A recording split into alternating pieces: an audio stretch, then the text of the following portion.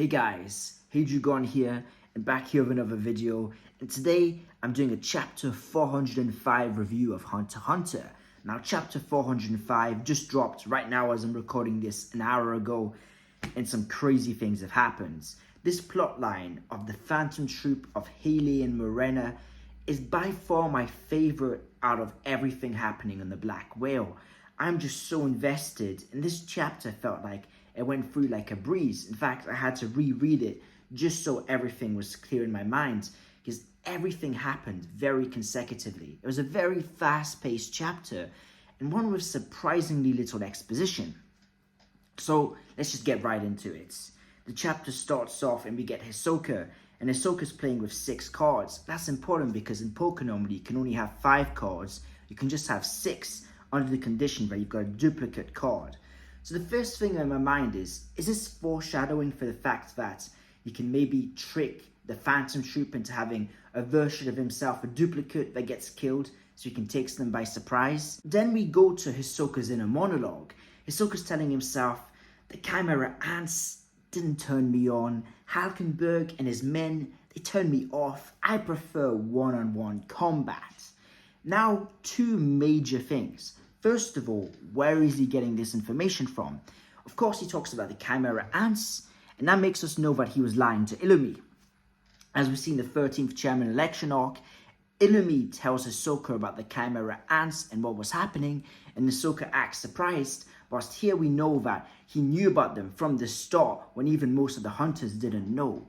So then we go to the fact that he knows about Halkenberg's ability and about Halkenberg's men. So how does he know all of this? Does he have a Nen ability we don't know about?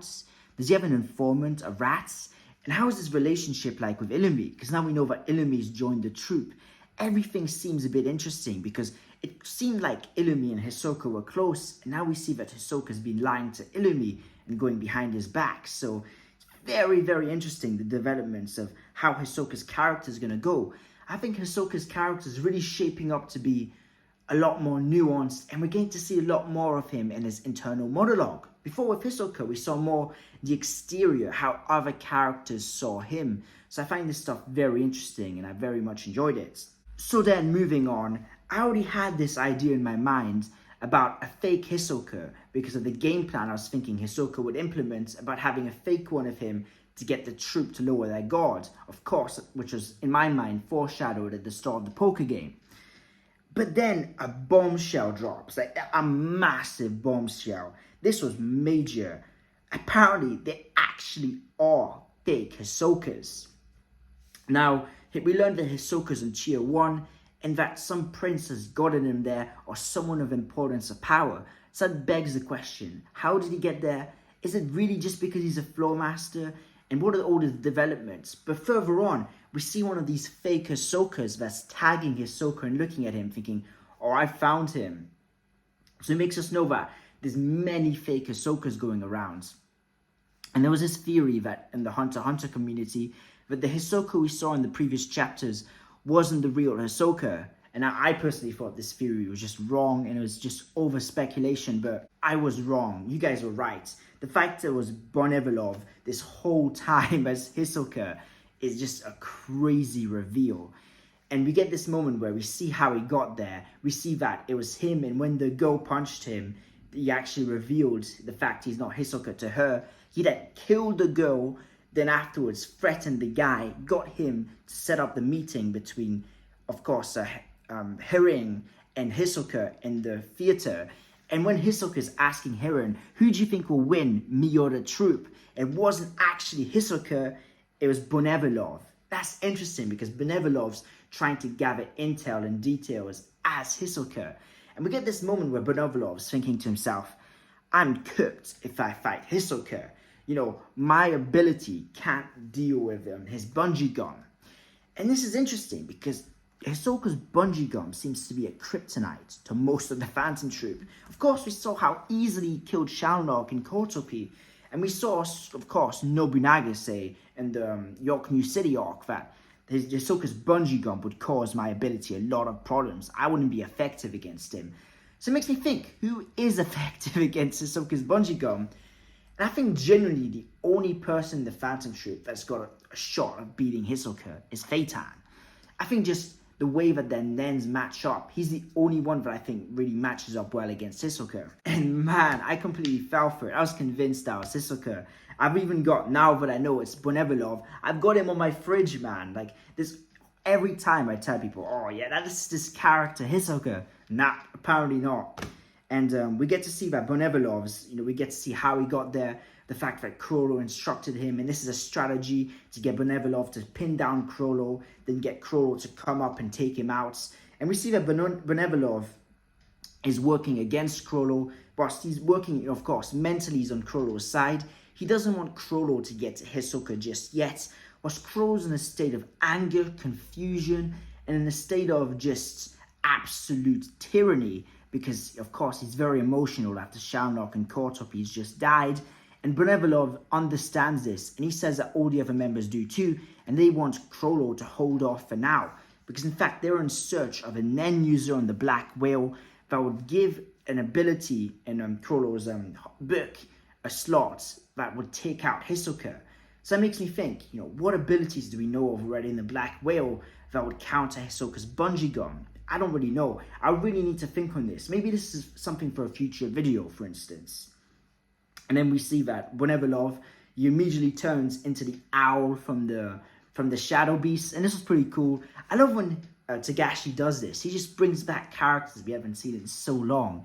And it just reminds us that Togashi is someone that no part of the story is distant from his mind. All these characters are always coming back, and the story is ever living. It's not like once an arc's done, all those characters are done and the setting's finished. No, things come back and they get reused. I really loved the use of him. It could have been anyone. It could have been a stranger, someone we don't know of, but I love how it was a character that was already established. So then after we see that Crollo's on his own, and they're talking about the news about this person's died, this philanthropist, and everyone's like, oh man, that's weird. And Crollo's just like, man, how are these guys believing the news? Like, they can't just take what he says in face value. And the thing that I found interesting is that they were talking about a children's charity. Now, we know the world of Hunter x Hunter. We know how the news is in general. It's never the truth. In fact, many times, it's the opposite of what it's saying. So it just makes me think, is this somehow linked to Sarasa and Sarasa's death? Because we saw that one of the men that killed Sarasa, of course, in the Phantom Troop flashback, had the tattoo, which means that he was one of Chechenich's men from the mafia group. So it makes me think, is that linked? Is that plotline going to come back into play? Are we going to see really a deconstruction of Crollo's character and of himself as we're seeing Hisoka coming to really ponder on himself? And is this going to be a parallel that we see throughout the story? I don't know. I just thought it was pretty interesting.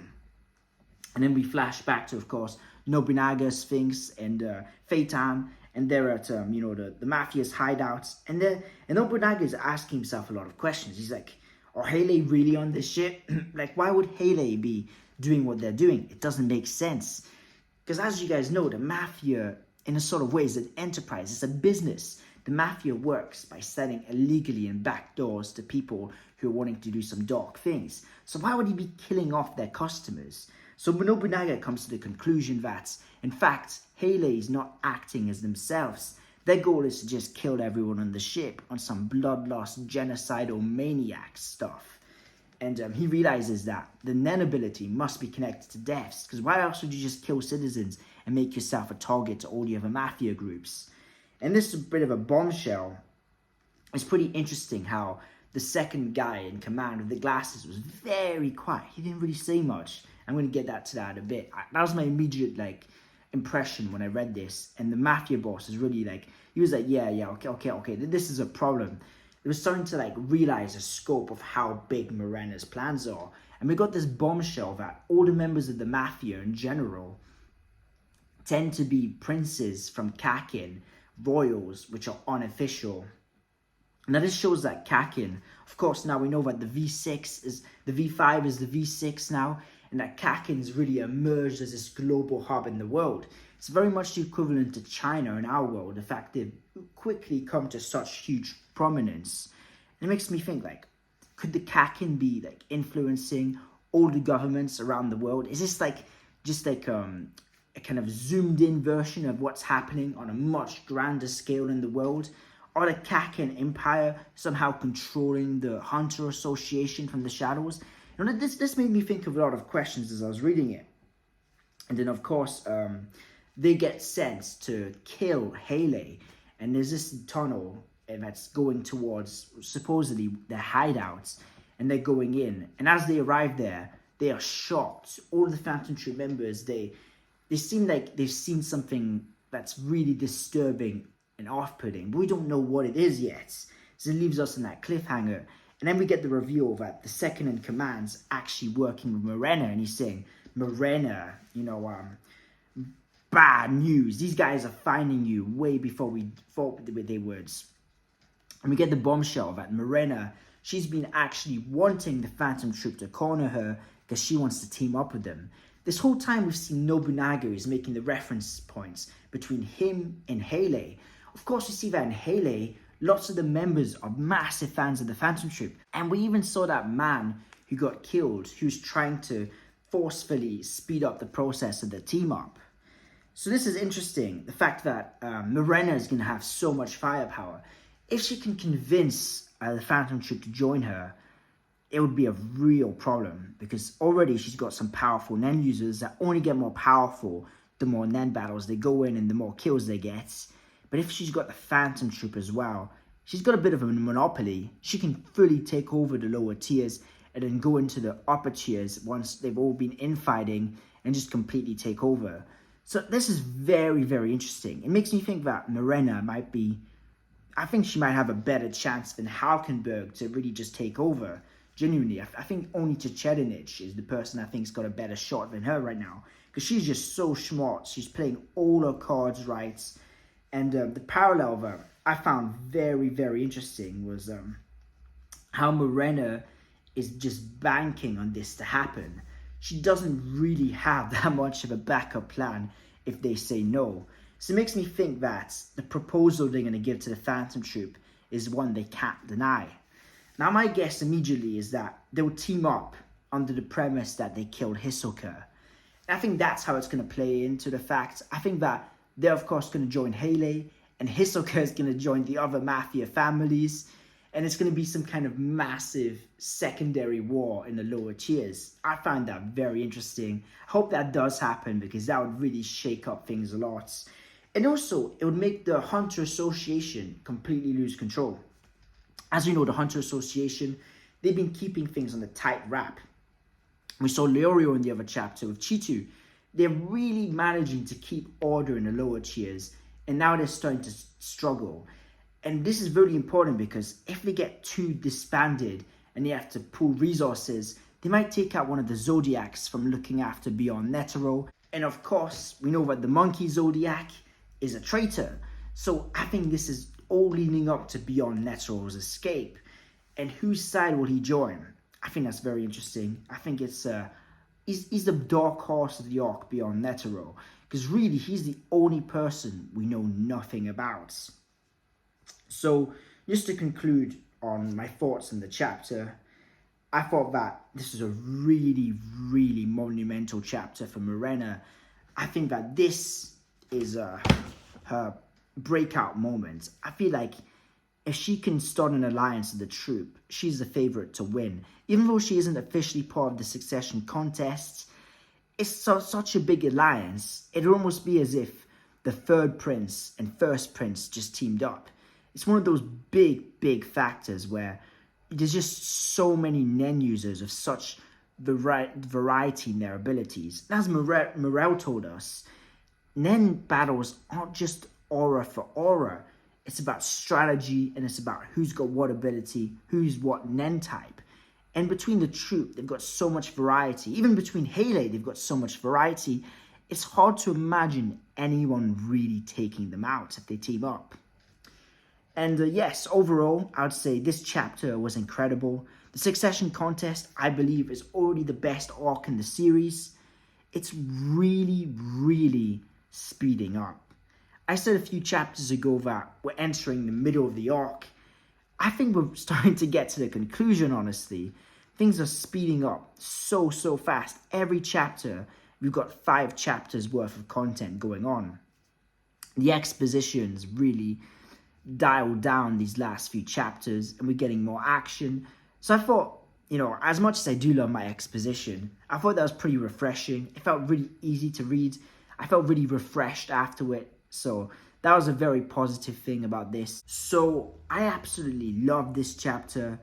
I think the pacing was great. I think the character developments, I think just the themes at play were very nice. It really picked up off that theme of the Halkenberg chapter, where we saw that Roman centurion on top of all the corpses. It kind of gave that, you know, almost battle royale feel to it. That last man standing, the there's no friends in this business kind of vibe. I think it's really a great setup chapter. I think that's mostly what it was, as a setup chapter. And I think primarily it did a great job in the fact that we felt refreshed after the chapter. So I'd give this a 9 out of 10. I don't think it's the best of the newer batch, but I think it's definitely top 3. I love this. And if you love this too, I do Hunter x Hunter videos every single day. I do all the suggestions I get in the comments video-wise. So if you want to suggest a video, I'll do it. But with that being said, I hope you've all had a great day. This was Hisoka. Peace out. 羽ばたいたら戻らないと言って目指した